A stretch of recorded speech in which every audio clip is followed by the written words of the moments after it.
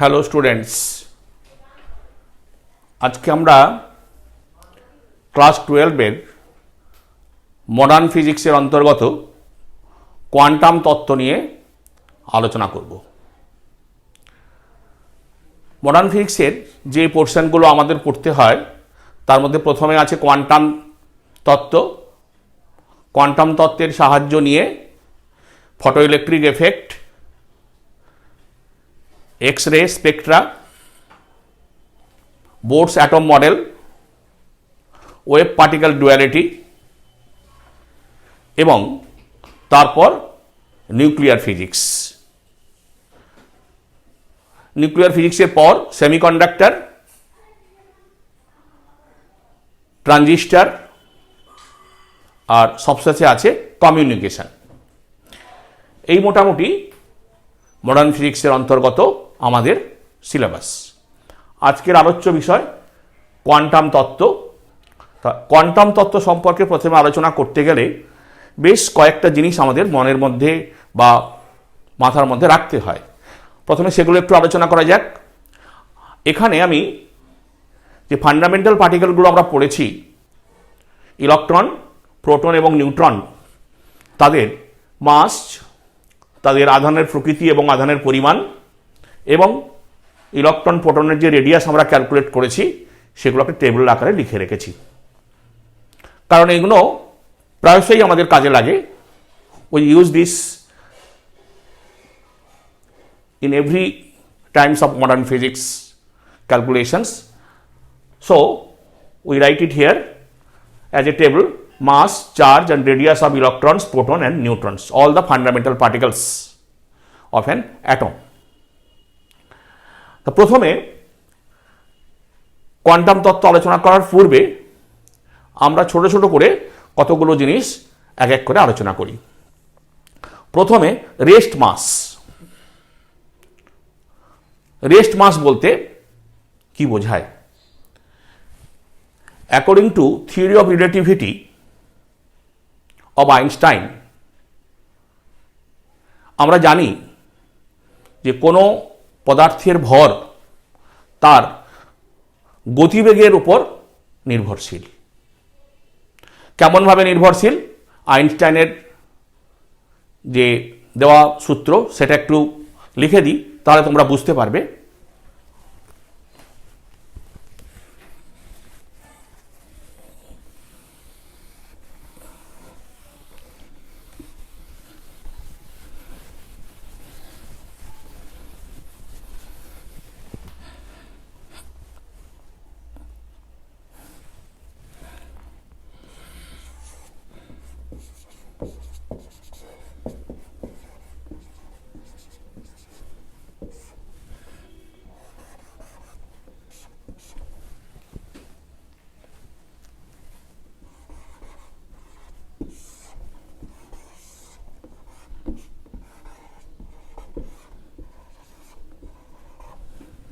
এটা হলো আইনস্টাইনের দেওয়া সূত্র, যেখানে m0 হচ্ছে কোনো একটা বস্তুর স্থির অবস্থায় ভর, অ্যাবসলিউটলি রেস্ট অবস্থায় তার ভর। v হচ্ছে ওই বস্তুটির গতিবেগ এবং c হচ্ছে আলোর গতিবেগ। আমরা লিখে দিই c এর মান আমরা সকলেই জানি, c হচ্ছে আলোর গতিবেগ,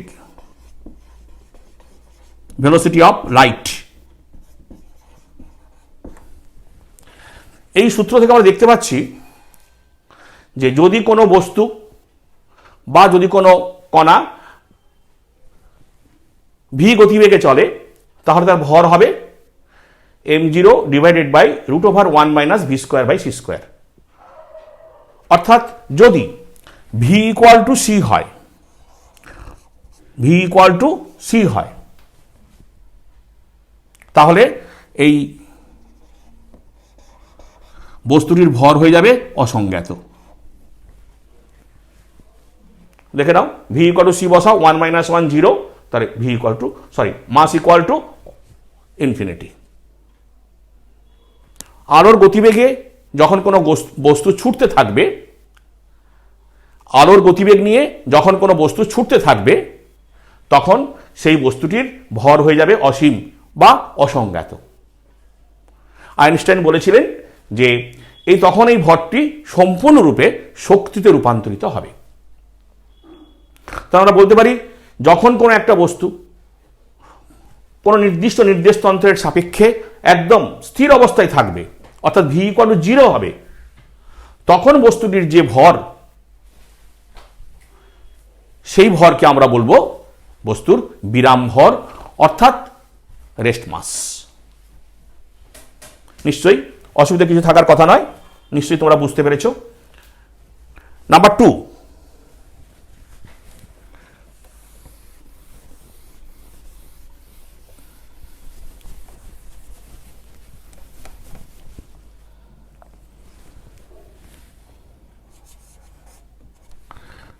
atomic mass unit.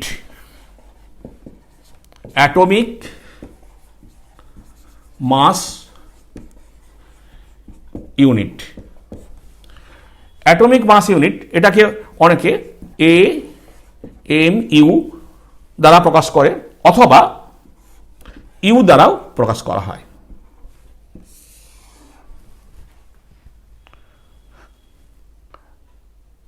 Taking carbon 12 atom as standard, the mass of one carbon atom is known as atomic mass unit. Carbon 12 কে প্রমাণ হিসাবে ধরে একটি কার্বন পরমাণুর ভর কে অ্যাটমিক মাস ইউনিট বলা হয়। তাহলে আমরা 1 atomic mass unit equal to কি লিখব? 1 AMU বা 1U ইকুয়াল টু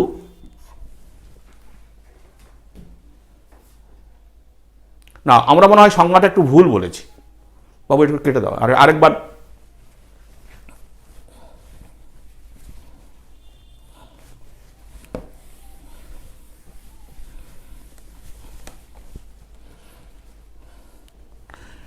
কার্বন 12 পরমাণুর ভরকে স্ট্যান্ডার্ড বা প্রমাণ হিসাবে ধরে একটি কার্বন পরমাণুর ভরের 1/12 অংশকে 1 অ্যাটমিক মাস ইউনিট বলা হয়। Taking carbon 12 as standard, the 1/12 part of the mass of one carbon atom is called 1 atomic mass unit. অর্থাৎ 1 AMU equal to 1/12 into 12/6.02 into 10 to the power 23 equal to 1.6, near about হবে 1.66 into 10 to the power -27 kg, or this also written as 1U. এটাকে আমরা বলি atomic mass unit. তাহলে with respect to 1 atomic mass unit, what is the mass of electron, what is the mass of proton? Hence mass of electron equal to 0.00055 U. Mass of proton equal to 1.0075 atomic mass unit. Mass of neutron equal to 1.0089 atomic mass unit. So this is the AMU or atomic mass unit conception. Number 3,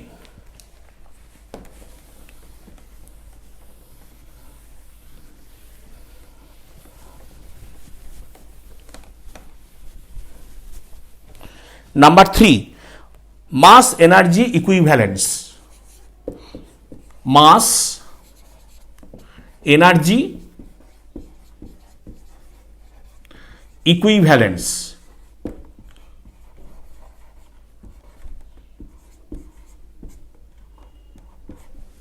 অর্থাৎ ভর ও শক্তির তুল্যতা। According to আইনস্টাইনের মতবাদ অনুযায়ী, when a particle is moving with velocity of light, the total mass will transform into energy. যখন কোনো একটা বস্তু আলোর গতিবেগে গতিশীল থাকবে, তখন বস্তুটির সমস্ত ভর শক্তিতে রূপান্তরিত হবে। এবং এই সম্পর্কে তিনি একটি সূত্রও প্রদান করেছিলেন, যেটাকে আমরা বলি E energy equal to m into c square, যেখানে সি হলো ভেলোসিটি অফ লাইট। তাহলে with the help of this formula আমরা কোনো ভরকে, ইলেকট্রনেরই হোক প্রোটনেরই হোক, যে কোনো ভরকে আমরা শক্তিতে রূপান্তরিত করতে পারি। দেখা যাক, মাস অফ ইলেকট্রন আমরা জানি 9.1 into 10 to the power -31 KG. যখন একটি ইলেকট্রন আলোর গতিবেগে গতিশীল থাকবে, তখন সে যে পরিমাণ শক্তি ধারণ করবে, সেই শক্তির মান হলো, আমরা একটা বার করে নিতে পারি। তাহলে হেন্স ইকুইভ্যালেন্ট এনার্জি, তুল্য শক্তি, equivalent energy equal to 9.1 10 to the power -31 mass into 3 into 10 to the power 8 whole square. That will be joule, in the unit of joule. In the unit of joule. We also convert this joule, আমরা এই শক্তিটাকে electron volt এককে রূপান্তরিত করতে পারি। What is electron volt? What is electron volt? Electron volt.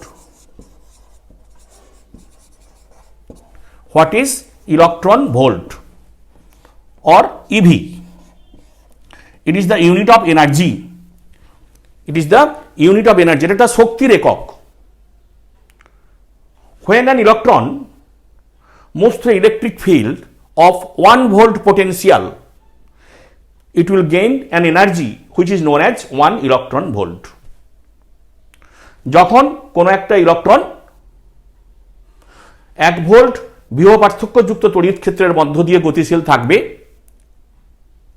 তখন সে যে পরিমাণ শক্তি লাভ করবে, সেই পরিমাণ শক্তিকে আমরা বলবো 1 ইলেকট্রন ভোল্ট। তাহলে hence 1 electron volt equal to 1 electron volt 1 EV, 1 EV equal to 1.6 into 10 to the power -19 joule.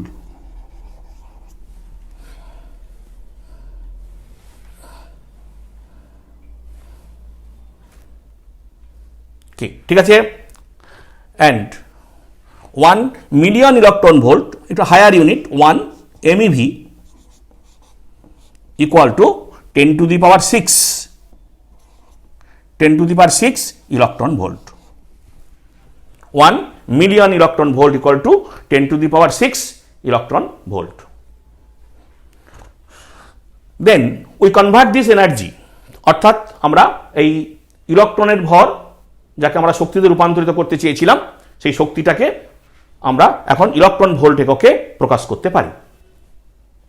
তাহলে দেখা যাক, একটা ইলেকট্রনের ভর, যাকে আমরা শক্তিতে রূপান্তরিত করেছি, তাকে ইলেকট্রন ভোল্ট করব এবং মিলিয়ন ইলেকট্রন ভোল্টও করতে পারি। So this will be equal to 9.1 into 10 to the power -31 into 9 into 10 to the power 16 divide by 1.6 into 10 to the power minus 19 into 10 to the power 16 10 to the power 6 at million electron volt, and that will be equal to 0.51 million electron volt.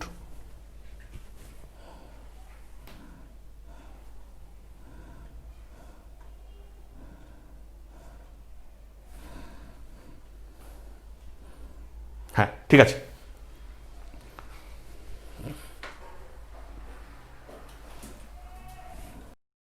একটা electron শক্তিতে রূপান্তরিত হলে কি পরিমাণ শক্তি লাভ করবে সেটা আমরা বার করতে পেরেছি। ঠিক একই রকমভাবে আমরা আরও একটা তথ্য তোমাকে দেখাতে পারি। 1 অ্যাটমিক মাস ইউনিট যদি শক্তিতে রূপান্তরিত হয়, অর্থাৎ 1 AMUর ইকুইভ্যালেন্ট এনার্জি কত? 1 AMUর ইকুইভ্যালেন্ট এনার্জি কত? 1 AMU ইকুয়াল টু তুল্য শক্তি কত? 1 AMU ইকুয়াল টু আমরা যেটা জেনেছিলাম 1.66 into 10 to the power minus 27 kg M into 3 into 10 to the power 8 whole square.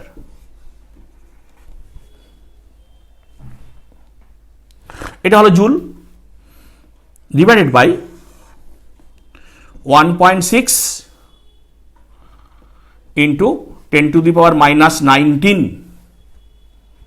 দিয়ে ভাগ করা হলে electron volt into 10 to the power 6 দিয়ে ভাগ করা হলে million electron volt, that is equal to 931.2 million electron volt.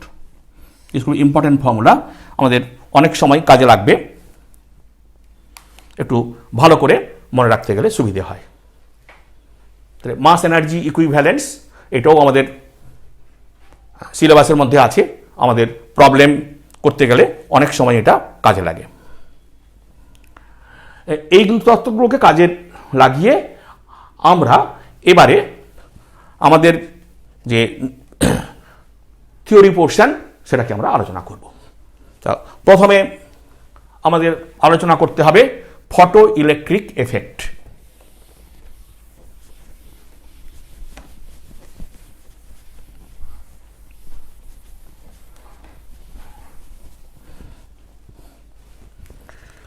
প্রথমে আমাদের আলোচনা ফটো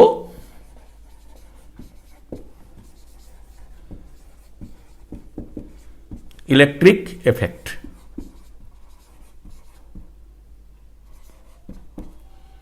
আলোক তড়িৎ ক্রিয়া। আলোক তড়িৎ ক্রিয়া এই সম্পর্কে প্রথমে 1887 খ্রিস্টাব্দে 1887 বৈজ্ঞানিক সায়েন্টিস্ট হার্জ প্রথম আলোকপাত করেছিলেন। তিনি দেখেছিলেন যে ইলেকট্রিক্যাল ডিসচার্জ টিউবের ওপর যদি আল্ট্রাভায়োলেট রে পড়ে তাহলে সেখানে স্পার্কিং তৈরি হয়। সেই থেকে তিনি একটা আলোকের সঙ্গে এই ইলেকট্রিক্যাল ডিসচার্জ টিউব অর্থাৎ ভ্যাকুয়াম অঞ্চলে অবস্থিত শূন্য মধ্যবস্থ কোনো ধাতব বস্তুর ওপর নিশ্চয়ই কিছু সম্পর্ক আছে, এই সম্পর্কে আলোকপাত করতে শুরু করেন। তারপর বৈজ্ঞানিক লেনার্ড তিনি এই সম্পর্কে আরো বিস্তৃত তত্ত্ব আলোচনা করেন। তিনি বলেন যে ভ্যাকুয়ামে রাখা, শূন্য মাধ্যমে রাখা, শূন্য অবস্থায় রাখা কোনো ধাতব বস্তুর ওপর উপযুক্ত তরঙ্গ দৈর্ঘ্যের যদি আলো পড়ে তবে সেখান থেকে ইলেকট্রন কণিকা নির্গত হয়। ফটোইলেকট্রিক এফেক্ট সম্পর্কে আলোচনা করতে গেলে আমাদের প্রথমে ফটোসেল সম্পর্কে একটু আইডিয়া তৈরি করতে হবে। ফটোসেল একটা কাঁচের ভ্যাকুয়াম টিউব, যার উপরের দিকটা পাতলা কাঁচ দ্বারা তৈরি, thin glass vacuum glass tube, upper side is very thin glass plate. Between this vacuum tube, a cathode with a photosensitive metal and an anode cathode. They are joined with an ammeter.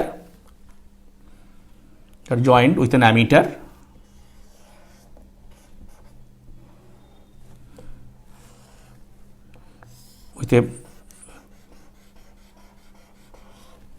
resistance, with a DC source. This is negative end, this is positive end.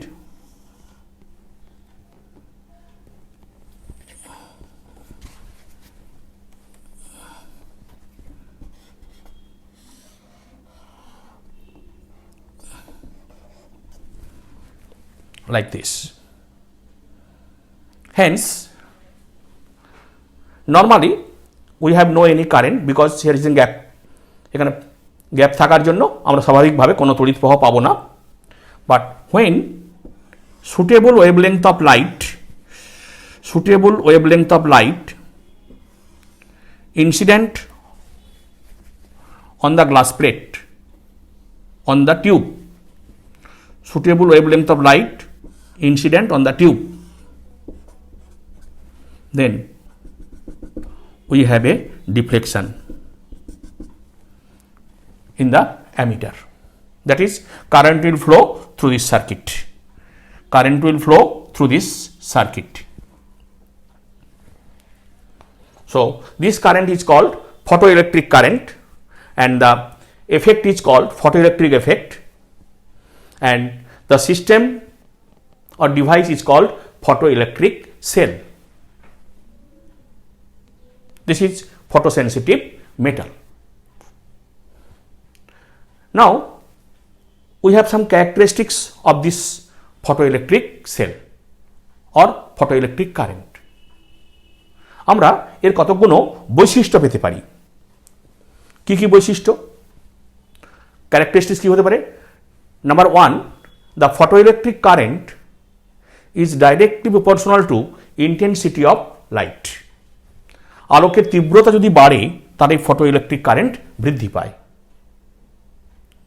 Number 2, the kinetic energy of photoelectron is independent of intensity of light. কিন্তু যে ইলেকট্রনগুলো বেরোয় তাদের গতিশক্তি intensity বা আলোর তীব্রতার উপর নির্ভর করে না, পরন্তু kinetic energy of emitted electron or emitted photoelectron depends on frequency of the incident light. আপতিত রশ্মির কম্পাঙ্কের উপর নির্ভরশীল।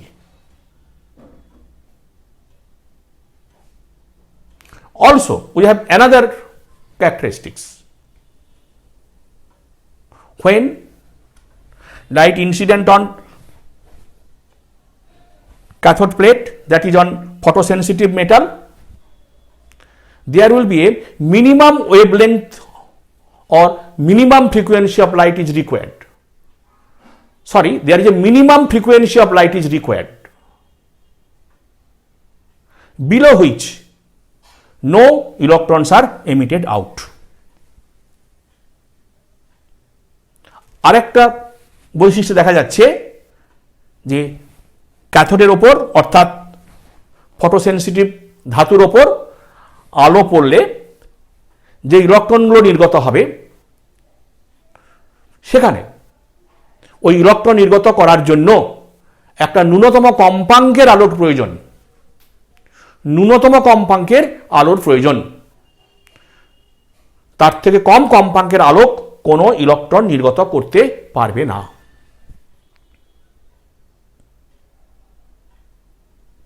এবং এই ন্যূনতম কম্পাঙ্কের আলোক এক একটি ধাতুর ক্ষেত্রে এক এক রকম। এই ন্যূনতম কম্পাঙ্কের আলোককে আমরা বলে থাকি প্রারম্ভ কম্পাঙ্ক বা থ্রেশহোল্ড ফ্রিকোয়েন্সি। প্রারম্ভ কম্পাঙ্ক বা থ্রেশহোল্ড ফ্রিকোয়েন্সি। আমি যদি এই ক্যারেক্টারিস্টিকটাকে লেখচিত্র আকারে দেখাই তাহলে দেখতে হবে এরকম। আমি যদি এদিকে কম্পাঙ্ক ফ্রিকোয়েন্সি, এদিকে kinetic energy of emitted electron plot করি, দেখা যাবে যে ন্যূনতম কম্পাঙ্কের আলোর নিচে কোনো ইলেকট্রন নির্গত হচ্ছে না। কম্পাঙ্কের মান বাড়লে ইলেকট্রনের গতিশক্তিগুলো বাড়তে শুরু। এটা ধরো এ মেটালের ক্ষেত্রে। ঠিক একই রকমভাবে যদি আরও একটা মেটাল নাও তার ক্ষেত্রেও এইরকম। এটা বি মেটালের ক্ষেত্রে এবং তার এই ন্যূনতম কম্পাঙ্ক আলাদা। This is new zero threshold frequency.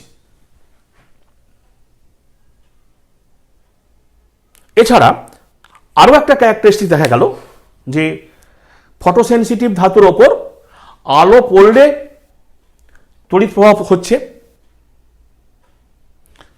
আলো পড়া বন্ধ হয়ে গেলে তড়িৎ প্রবাহ বন্ধ হয়ে যাচ্ছে। অর্থাৎ this is instantaneous effect. This is instant, তাৎক্ষণিক ঘটনা। যতক্ষণ ধরে আলো পড়বে ততক্ষণ প্রবাহ মাত্রা হবে, যখনই আলো পড়া বন্ধ হয়ে যাবে তখনই প্রবাহ মাত্রা বন্ধ হয়ে যাবে। তো এই হলো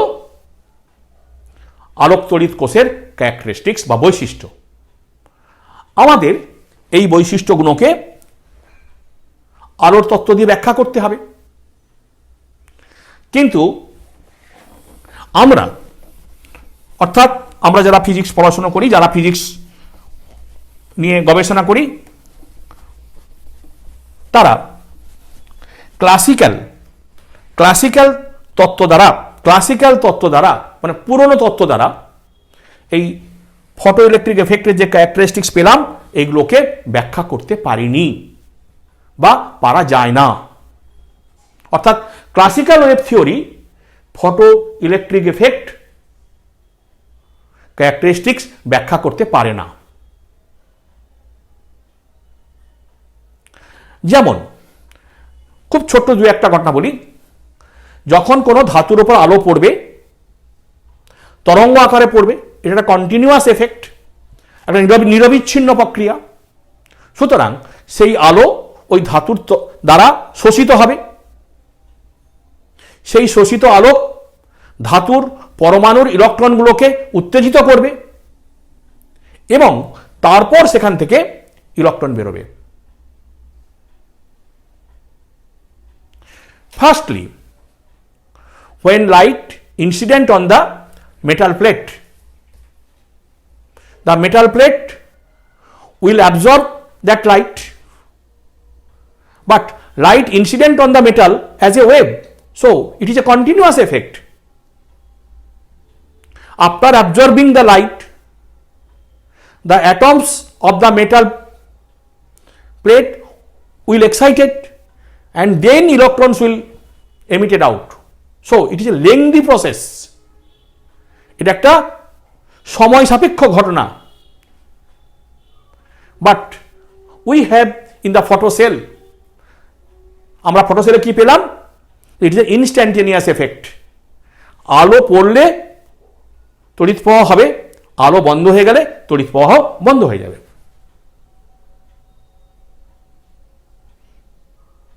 So with the help of wave theory, why it is instantaneous, কেন এটা তাৎক্ষণিক, এই সম্পর্কে কোনো তত্ত্ব আমাদের কাছে নেই।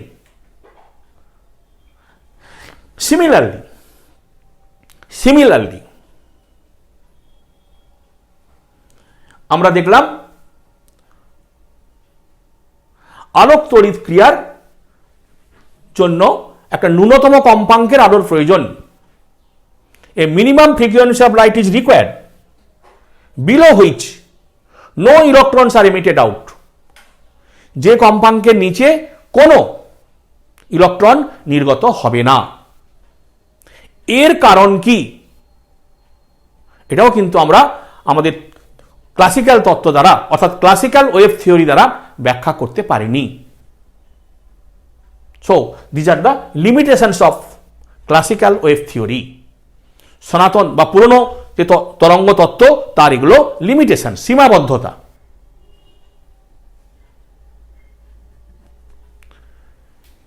এরপর আইনস্টাইন তিনি ম্যাক্স প্লাঙ্কের কোয়ান্টাম তত্ত্বের সাহায্য নিলেন এবং এই কোয়ান্টাম তত্ত্বের সাহায্য নিয়ে এই ফটো ইলেকট্রিক এফেক্ট ব্যাখ্যা করলেন। তাহলে আমাদের প্রথমে কোয়ান্টাম তত্ত্বটা জানতে হবে। কোয়ান্টাম তত্ত্বের ধারণা কি এবং আইনস্টাইন কিভাবে ব্যাখ্যা করলেন সেটা কোয়ান্টাম থিওরি।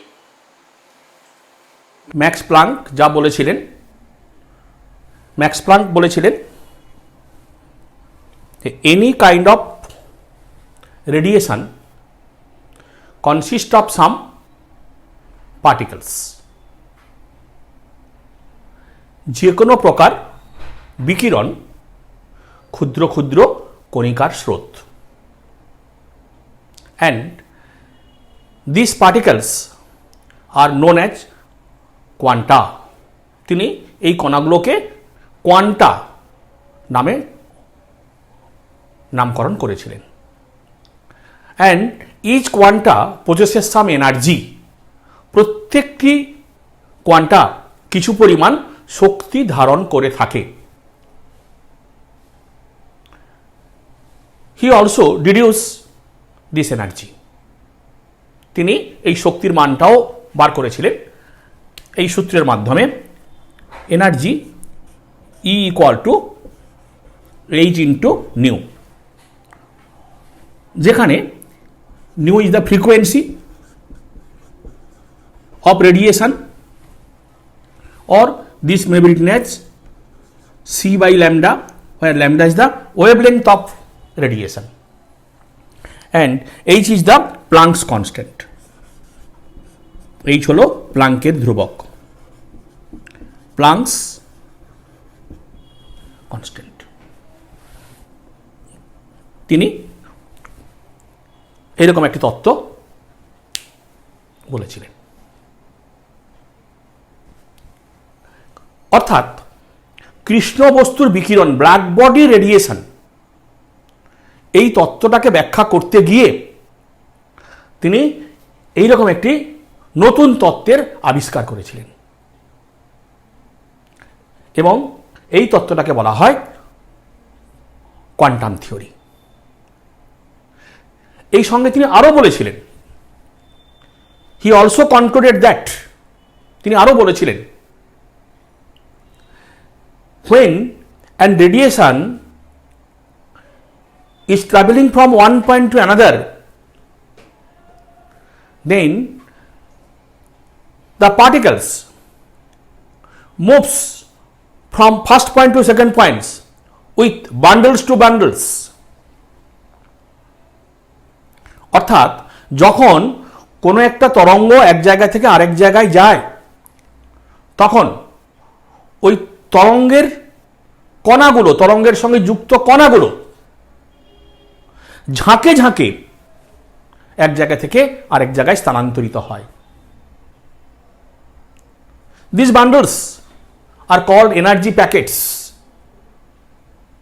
ওই ঝাঁকগুলোকে তিনি বলেছিলেন শক্তি প্যাকেট।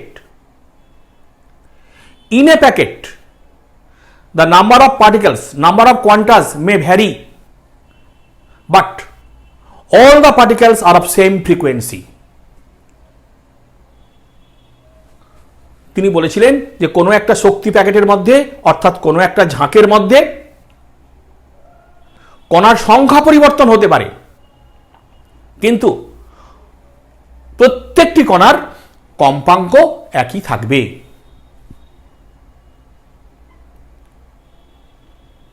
এই ছিল মোটামুটি তার প্রাথমিক ধারণা। কৃষ্ণবস্তুর বিকিরণ তত্ত্ব ব্যাখ্যা করতে গিয়ে 1902 খ্রিস্টাব্দে ম্যাক্স প্লাঙ্ক এই তত্ত্বটা আবিষ্কার করেছিলেন। যুগান্তকারী তত্ত্ব, revolutionary theory. He discovered in 1902 to explain the black body radiation theory.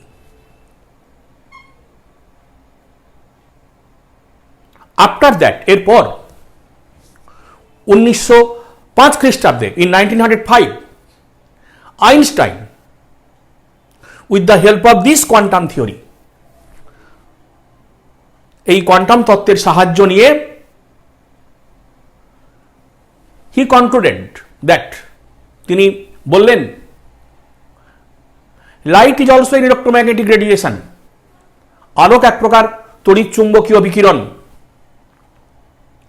So light is also consist of some particles, লাইটও এক প্রকার ক্ষুদ্র ক্ষুদ্র কণার স্রোত।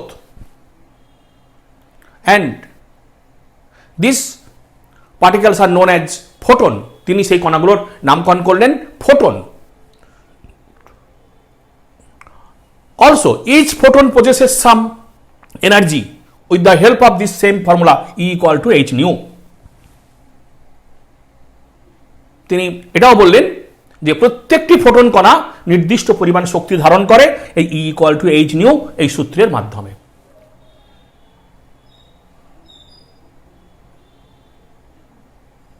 দেন তারপর তিনি আলোক তড়িৎ ক্রিয়ার যে ক্যারেক্টারিস্টিক্স সেগুলোকে ব্যাখ্যা করলেন।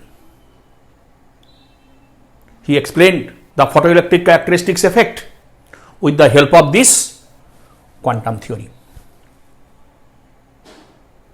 He said, তিনি বলেছিলেন, when light ray incident on the metal plate, light particles, that is photon, directly collide with the atoms of the plate. যখন আলোক ধাতব তলের উপর আপতিত হয় তখন আলোর ফোটন কণাগুলি ধাতব তলের পরমাণুগুলোর সাথে সরাসরি সংঘর্ষে লিপ্ত হয়। And the collision is perfectly elastic, সংঘর্ষ হয় পূর্ণ স্থিতিস্থাপক। So energy directly transfer from photon to atom. তাই সরাসরি ফোটন কণাগুলোর শক্তি ধাতব তলের পরমাণুর মধ্যে স্থানান্তরিত হয়। And there is no loss of energy, এবং সেখানে কোনো প্রকার শক্তির অপচয় ঘটে না।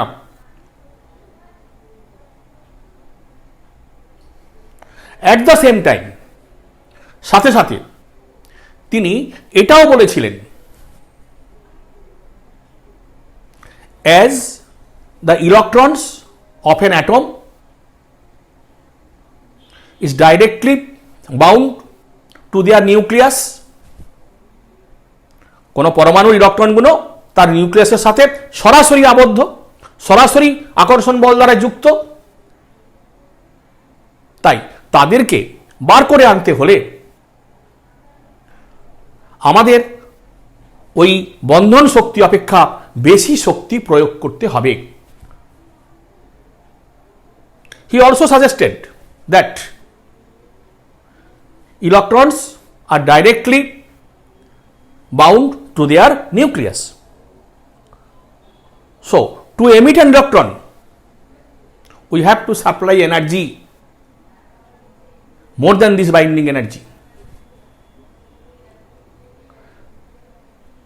So, a minimum energy or minimum frequency of light is required for every metal to emit an electron by this effect. তাই আলোক তড়িৎ ক্রিয়ার দ্বারা কোনো ধাতব তল থেকে ইলেকট্রন বার করতে গেলে একটা ন্যূনতম শক্তির অর্থাৎ ন্যূনতম কম্পাঙ্কের আলোর প্রয়োজন। তো this minimum energy is called threshold frequency or threshold energy. এই যে ন্যূনতম শক্তি আলোক, এটাকেই আমরা বলি প্রারম্ভ শক্তি বা প্রারম্ভ কম্পাঙ্কের আলোক। And finally, he made a formula on this photoelectric effect. This is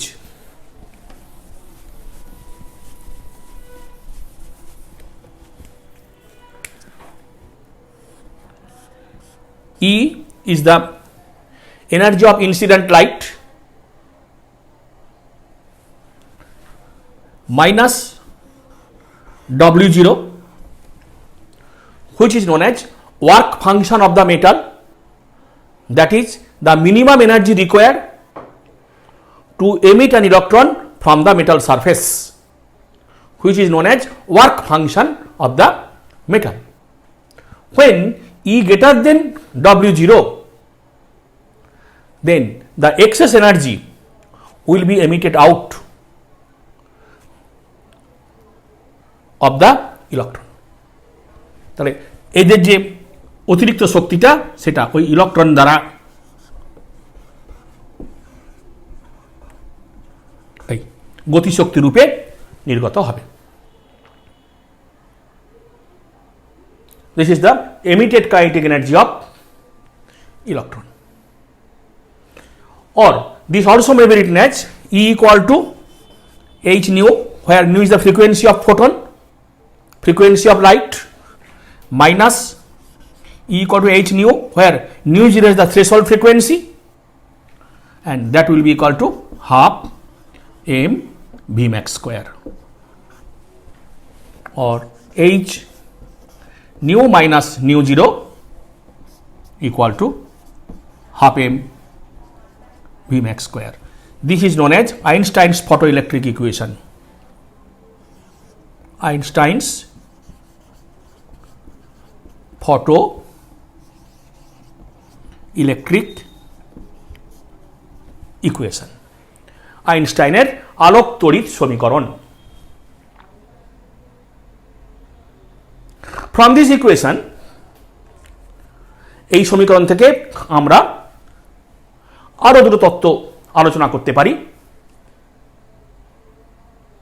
Number 1, when frequency of incident light is greater than threshold frequency, then light energy, then electron will emit out from this metal surface.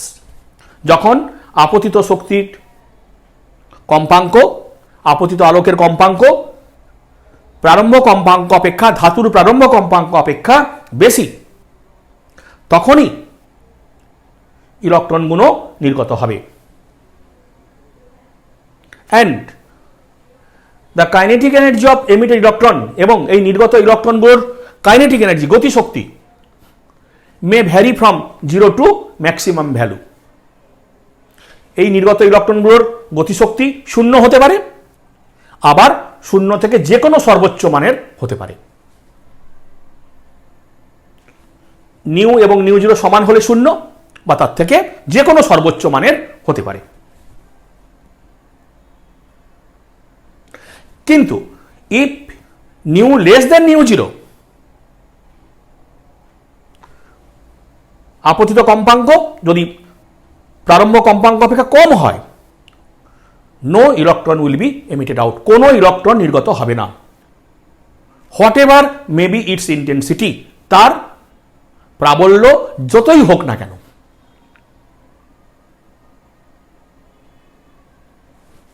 Clear? Secondly, as this is a case of elastic collision, যেহেতু এটা একটা স্থিতিস্থাপক সংঘর্ষের ঘটনা,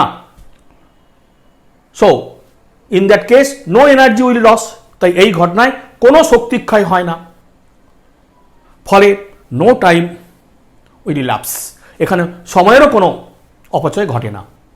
অর্থাৎ যখনই আলো পড়বে, উপযুক্ত কম্পাঙ্কের আলো পড়বে, তখনই ইলেকট্রন নির্গত হবে, যখনই আলো পড়া বন্ধ হয়ে যাবে তখন সংঘর্ষ বন্ধ হয়ে যাবে, ফলে ইলেকট্রন উৎপন্ন বন্ধ হয়ে যাবে।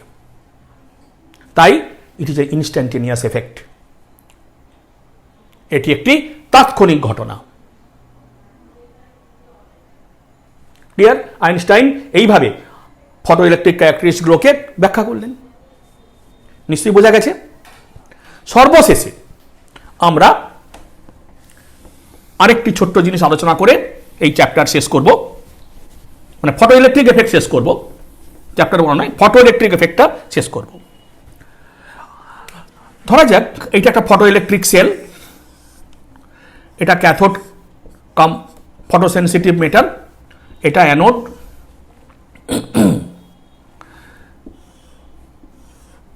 light is incident here, so we have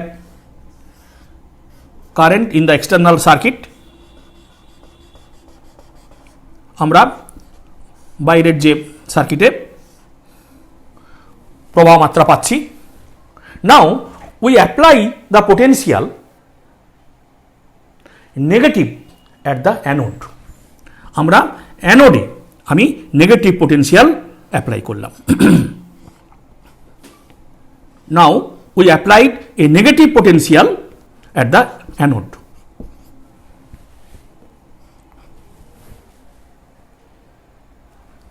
But when we apply negative potential anode, we have also some current.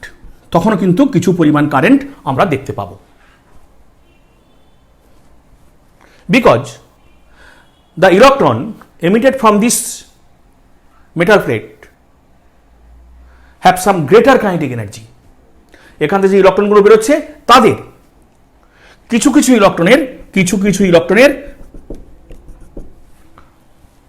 খুব বেশি কাইনেটিক এনার্জি আছে, এবং সেই কাইনেটিক এনার্জি থাকার জন্য তারা এই গ্যাপ ওভারকাম করে আউটার বা এক্সটার্নাল সার্কিটে তড়িৎ প্রবাহ তৈরি করেছে। Though we apply negative potential at the anode. Anode তড়িৎদ্বারে আমরা নেগেটিভ পোটেনশিয়াল প্রয়োগ করা সত্ত্বেও আমরা কিছু পরিমাণ তড়িৎ প্রবাহ পাব। কেন না? Due to higher energy of electron emitting from the metal. Now if the potential is increased, এখন এই পোটেনশিয়ালটাকে আস্তে আস্তে করে ইনক্রিজ করি, কি দেখব? the current will decrease, photoelectric current will decrease, and at a particular potential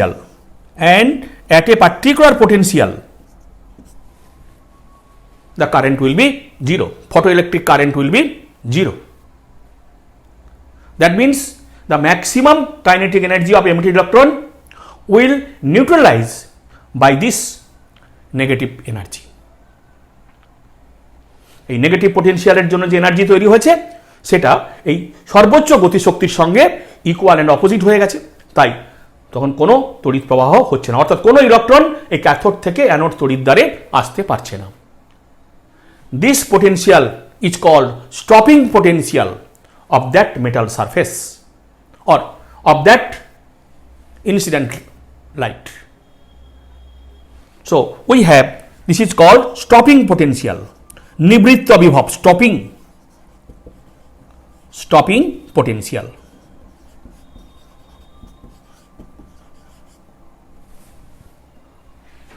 Clear? অর্থাৎ anode তড়িৎদ্বারে যে ঋণাত্মক বিভবের জন্য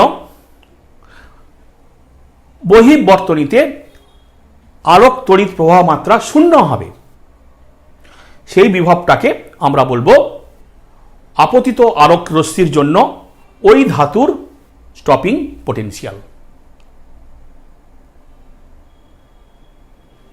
hence the negative voltage we apply on the cathode, we applied on the anode such that no current will flow to the external circuit.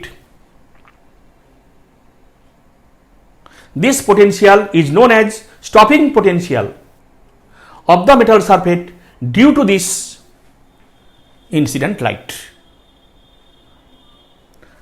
Hence we have also another equation we have also another equation. V0 is the stopping potential, therefore E into V0 will be equal to half m V max square, and that will be equal to H into nu minus nu 0. If we have nu, then we calculate V0. Therefore, if we draw a graph,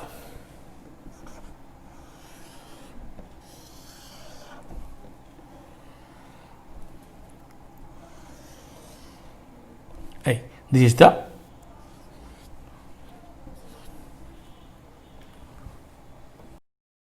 where this is nu and this is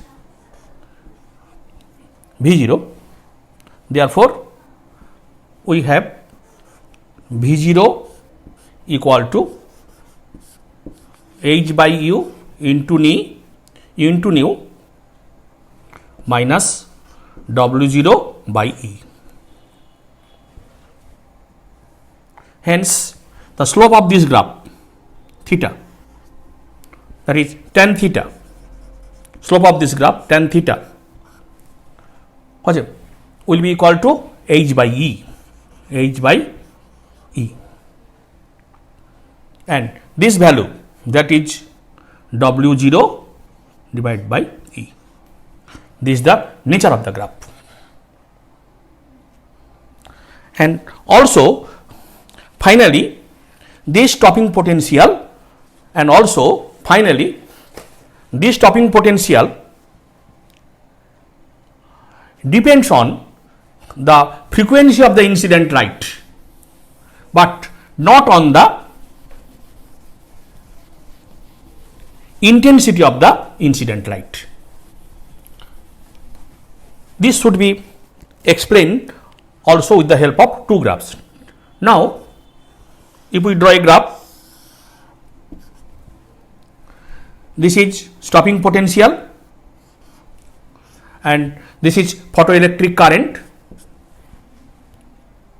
If we change the intensity of the incident light, যদি আমরা আপতিত আলোর প্রাবল্যটাকে পরিবর্তন করি, ইন্টেন্সিটিটাকে change করি, so we have the graph like this for lower intensity,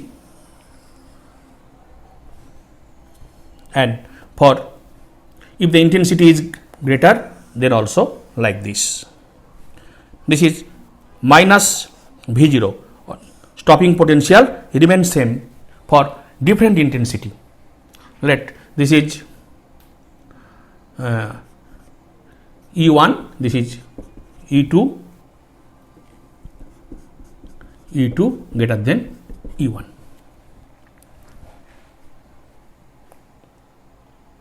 But if we change যদি আমরা ইন্টেন্সিটির পরিবর্তে ফ্রিকোয়েন্সি চেঞ্জ করি, তাহলে কি দেখব? তাহলে the graph will be like this.